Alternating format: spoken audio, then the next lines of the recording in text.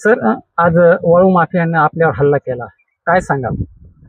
साधारण 7च्या सुमारास आम्ही सिद्धेश्वर पॉईंट गोपनीय माहिती मिळालेल्या अनुषंगाने आम्ही मी आणि आमचे 2 महसूल सेवक, 3 तलाठी अशी आम्ही टीम करून साधारण 7च्या सुमारास इथे पोहोचलो.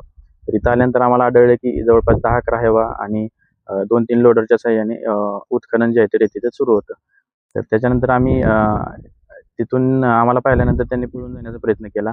त्याचप्रमाणे आम्ही त्यांनी पळून जाऊ नये म्हणून जो मुख्य रस्ता होता त्याच्यावरती आम्ही आमची गाडी, जी खाजगी वाहन होतं आम्ही आणलेलं, तर ते आम्ही तिथं उभं केलं होतं. परंतु त्यांचे मालक आले, त्याच्यानंतर बरेच लोक जमा झाले, त्यांचे गाड्यांचे मालक आल्यानंतर त्यांनी ड्रायव्हरांना जे आहे ते प्रोत्साहन देऊन गाडीला धडक देऊन तसंच आमच्या कर्मचाऱ्यांच्या अंगावरती गाडी घालून गाड्या पळवून नेण्याचा प्रयत्न केला आणि जवळपास साधारण 5 गाड्या, 2-3 लोडर जे आहेत ते त्यांनी पळवून नेले.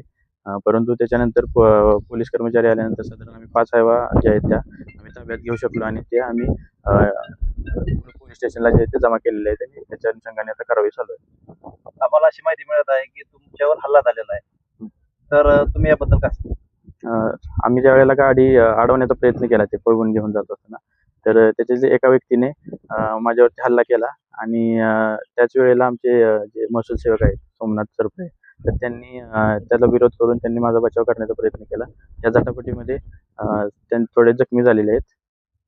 संबंधित व्यक्तीचं नाव निष्पन्न झालं आहे का? तपास चालू आहे. नाव निष्पन्न नाही झालेलं अजून. आपण पोलीस तक्रार देणार आहोत. त्याच्या अनुषंगाने पोलीस कारवाई करत आहेत. सर मला एक सांगा, आपण ही कारवाई, एवढी मोठी कारवाई करत असताना आपण पोलिसांना सोबत घेतली नव्हती का? आम्ही पोलिसांना इथं पोहोचल्यानंतर कॉल केलेला होता. परंतु इथं मोठ्या प्रमाणात जे आहे ते उत्खनन करणारे बरेच व्यक्ती होते. आम्हाला असा अंदाज नव्हता की एवढे व्यक्ती असतील. परंतु आमच्या अपेक्षेपेक्षा बरेच इथं मोठ्या प्रमाणात गाड्या असतील किंवा उत्खनन होत होतं. त्याच्यामुळे आम्हाला जसा अंदाज आला तसा आम्ही पोलिसांना कॉन्टॅक्ट केलेला, परंतु पोलीस येईपर्यंत जे आहे ते या सर्व घटना घडल्या. या झटापटीत कोणाला दुःख म्हणजे हानी वगैरे काय झालेली? आमचे महसूल सेवक आहेत ते थोडे जखमी झाले. आता तुम्ही या वाळू माफियाविरुद्ध मुखांतर्गत कारवाई करणार का? यापुढे आता नेमकी कोणत्या कलमांतर्गत कारवाई करणार?